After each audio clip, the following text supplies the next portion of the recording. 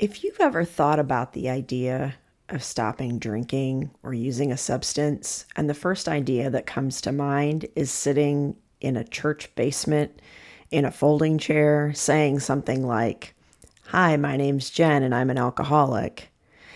If that idea kind of creeps you out or doesn't seem like it would fit you, yet you're still thinking about maybe stopping your drinking or your substance use or cutting down, but the idea of sticking the label of alcoholic or addict to yourself just doesn't seem like it's the right word, then this is the video for you. Did you know that you can seek help for use of drugs or alcohol or other substances and not call yourself an addict or an alcoholic, or even think of yourself as an addict or an alcoholic?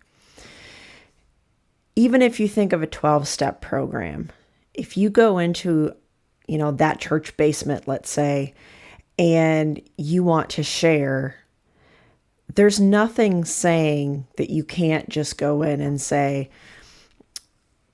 I'm glad I'm here. I want to stop drinking. I want to stop using, and then share whatever you wanted to share.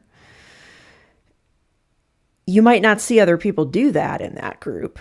You may see person after person say their first name and that they're an addict or an alcoholic, but they're not going to kick you out if you do it that way that I just told you. And even if you're not thinking of a 12-step program, which a lot of autistic adults really find off-putting or like it wouldn't fit their needs, due to a lot of things, the group dynamic, wondering what the rules are about what you can and can't do there, choices in stale coffee and not exactly being your thing. There's more than one way to seek help, and there's also more than one way to conceptualize the idea of either cutting back or stopping substance use. And for purposes of this video, I'm going to lump the word alcoholism or alcoholic into the word addiction or addict, because alcoholism is a form of addiction. And as a side note, you will see people that are substance users go to AA meetings, and vice versa. You'll see alcoholics go to NA meetings. They're not completely restrictive. So that's also something to know, and nobody's going to kick you out or say you can't be there or shouldn't be there. Everybody that has been in the rooms for a long time knows that these terms can be used interchangeably. But one thing that I want to make sure and get across, because I have introduced myself in these videos before as saying, I'm Jen, the kind of old autistic lady. I do call myself an alcoholic. However, when I first got help, there's no way in hell you could have got me to say that. That word alone of calling myself an alcoholic or thinking of myself as an alcoholic honestly is what kept me from getting help for a very long time, because alcoholic and alcoholism was a really loaded word in my house growing up. And, I just didn't want to go there. To be honest, I had an easier time accepting that I was autistic when I first self-identified, and later when I was diagnosed last month. Much easier time accepting that I was autistic than that I had an issue with alcohol. I'm not even going to say alcoholism or alcoholic. I'm just going to say issue with alcohol. That my alcohol use was not productive for me, was destructive for me, that I needed to stop drinking. I'm not here to tell you that you need to completely abstain or that you need to wean yourself off. Only you can know for yourself what's best for you and what is safe for you to do in conjunction with speaking with either your physician or an addiction professional. Okay. I'm simply an autistic person who has gone through detox, rehab, intensive outpatient, and around 3 years of kind of being out in the wild, so to speak, as a sober autistic person. So, when I found out I was autistic, everything started making a bunch of sense. And it was like missing pieces of a larger picture had been just like, I didn't even know they were missing until I found that out. And then all of a sudden I was putting all this stuff together. But with the idea of addiction, there's such a stigma behind it, as well as a fear of judgment and a fear of what getting help is going to look like, especially if you're someone who doesn't like to be in groups, doesn't particularly socialize well in groups. I mean, I can raise my hand to that one. Put me one-on-one with somebody, I'm usually okay, but put me in a group of people and I am super uncomfortable. A few questions you might ask yourself about whether or not you might consider whether you need to seek some help for your substance use. As an autistic person, the first question that I would ask, had I known that I was autistic at the time, is to ask if my drinking was preventing me from enjoying my special interest, either due to my money all going into alcohol, so much time that, if I wasn't working, was I drinking so much that I didn't have any clear-headed time to pursue my special interest, as well as what I felt like physically. Was I hungover so much that I couldn't enjoy the special interest, or was I, if I was using something other than alcohol, dope sickness kind of a thing. And for myself, the answer to that was absolutely a yes. Had I known the word special interest and known I was autistic at that time, I absolutely would have said to you, I'm spending all my free time drinking. I'm spending I'm going to call it money that's not set aside for bills. I can't think of what that word is called. I was spending the money that was not set aside for bills and basically using it all for drinking. And when I wasn't drinking, I was either hungover or passed out or sober and working, because I tried not to drink while, like during working hours or before work. As an autistic person, I think a lot of us, myself included, without the special interests that we have, life feels kind of discombobulated. At least I can say that for myself. But I couldn't have seen that without stepping away from the alcohol, about how discombobulated it felt that I really wasn't spending time with my special interest. Another, I think, it's not a rule or anything, but one, I'm going to call it an autistic tendency, because we like to research things in general, I think. If you've ever Googled alcohol, alcoholism, addiction, addict, substance use disorder, drug abuse, detox, rehab, 12-step programs, AA, NA, smart recovery, anything like that, and you were thinking about your own use and not the use of someone else of those substances, that's a pretty good sign that somewhere in your being that there's a problem going on with your use. It may not be to the point where you have to seek help to stop. It may not be that you have to go to complete abstinence. It might be that you're somebody that needs to just cut back to stopping at one drink, for example.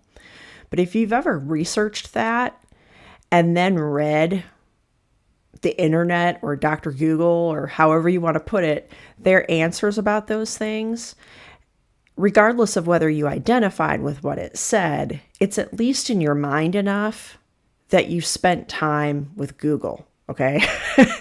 Or WebMD, or, whatever version of researching that on the internet looks like for you. And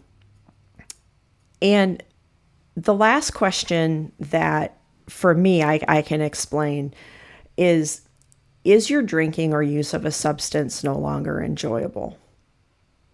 In other words, are you doing it in order to carry on, either because life seems too hard, socialization seems too hard, a job seems too hard, you're getting dope sick or hungover, or the shakes if you don't continue to use or drink? Did it start as something social, but now you're just drinking at home and it's something that you do and you might look forward to it because you're not feeling well without it, but not something that feels fun or enjoyable anymore? That's also a sign that potentially, everybody's different, I'm just going to talk about myself, but it could potentially be that your body is basically, it needs the substance in order to continue because you are in fact addicted.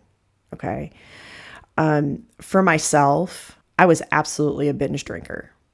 From the first time I ever had a drink, I was a binge drinker. I was never a social drinker. If I drank around people, I had one, maybe two. But most of the time I didn't drink at all around people because of that stigma around people having a problem with my use.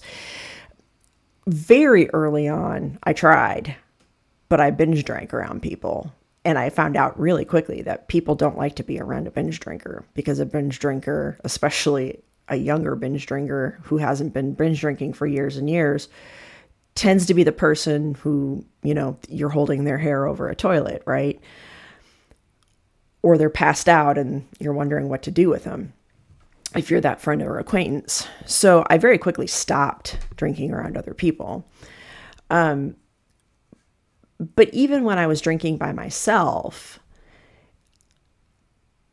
my tolerance kept going up and up and up and up and up, to the point that when I went to detox and rehab, there was not any point in my drinking where I felt the alcohol hit me. In other words, there was no buzzed feeling anymore. There was no drunk feeling anymore. I would go straight from sober, and then I would drink a whole lot all at once, and then it would go to blackout. And it got to be that the blackout was the point for me. Not everybody drinks in that fashion or uses in that fashion, but that was the point that I was at when I finally sought help. A little bit before I got to that point, I had to consume a lot to feel buzzed. And I would go from buzz to blackout. Like, there wasn't this happy,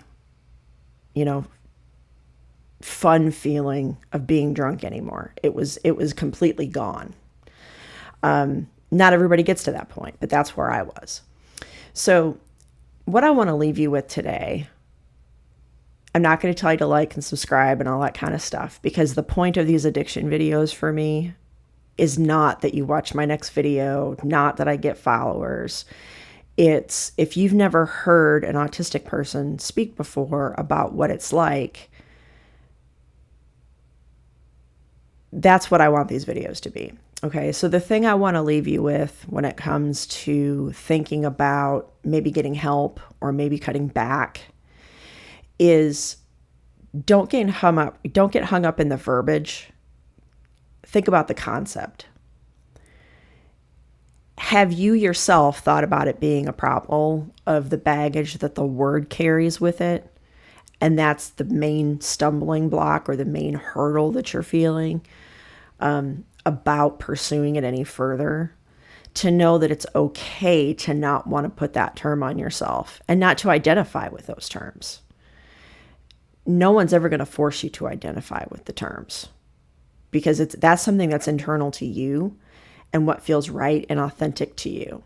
And I know for me, when I would think about myself, all I knew about 12-step programs at the time, or all I knew about rehab at the time, was watching TV and watching people say, hey, I'm Bob and I'm an alcoholic, the TV version of that. And I just kept thinking, I can't, no, I can't stand up in front of anybody and say, hey, I'm an alcoholic, because it wouldn't be authentic, because I didn't view myself as an alcoholic. And looking back, now that I know I'm autistic, it makes sense to me, because, I don't want to say something that I don't feel genuine about.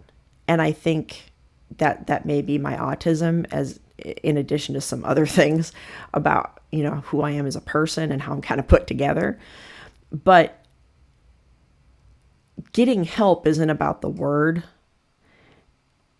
It's about the end goal of what you're trying to do. And if the end goal is you want to stop drinking or using, or you want to significantly cut back your drinking or using, and want to know how to do it safely and what resources you can use in order to do that, then